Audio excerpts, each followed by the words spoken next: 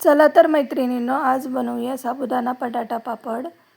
तोंडात टाकताच विरघळतो, एकदम सॉफ्ट आणि खुसखुशीत बनला आहे। माझ्या पद्धतीने हा पापड एकदा बनवून बघा। तांदळाच्या पापडाप्रमाणेच एकदम छान फुलतो आणि तोंडात टाकताच विरघळतो। बघा प्रत्येक पापड किती छान फुलतोय।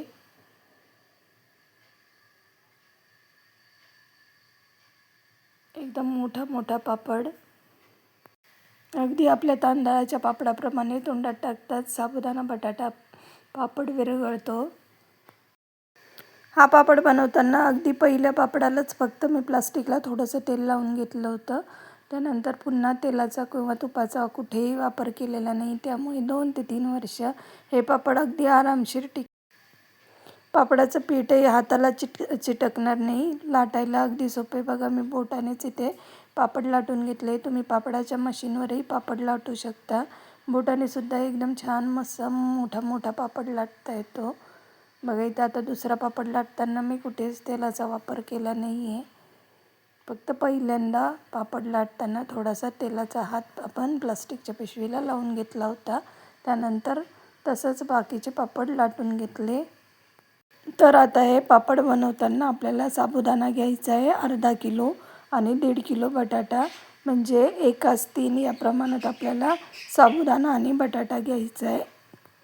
1 किलो साबुदाण्यासाठी आपण 3 किलो बटाटे इथे वापरू शकतो। मी अर्धा किलो साबुदाणा इथे वापरला आहे, त्यामुळे 1.5 किलो बटाटे मी त्यासाठी इथे उकडून घेतले। साबुदाणा मी रात्रीच भिजत घातला होता। साबुदाणा जितका असेल त्याच्या बोटभर वरती आपल्याला पाणी ते भिजत घालताना घालायचे आहे। सगळ्यात पहिल्यांदा साबुदाणा स्वच्छ धुवून घ्या, त्यानंतर इंचभर पाणी त्यामध्ये वरती घालून साबुदाणा भिजत घाला।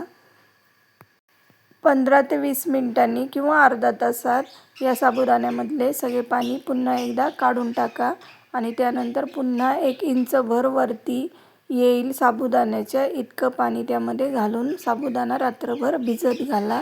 त्यामुळे साबुदाणा एकदम छान मऊ आतपर्यंत भिजतो। त्यानंतर सोललेले बटाटे सगळे मी इथून पुरणाच्या चाळणीतून काढून घेतले। त्याचप्रमाणे आपल्याला साबुदाणा देखील थोडा थोडा करून या पुरणाच्या चाळणीतून काढून घ्यायचा आहे, म्हणजे एकदम मऊ आणि सॉफ्ट डो आपल्याला पिठाचा मिळेल। सगळा साबुदाणा आणि बटाटा पुरणाच्या चाळणीतून काढून घ्या। बघा या पद्धतीने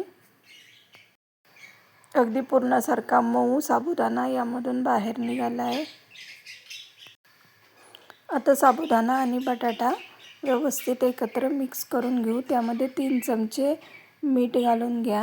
3 किलोसाठी 3 चमचे मीठ आणि 2 चमचे लाल मिरची पावडर मी इथे वापरली।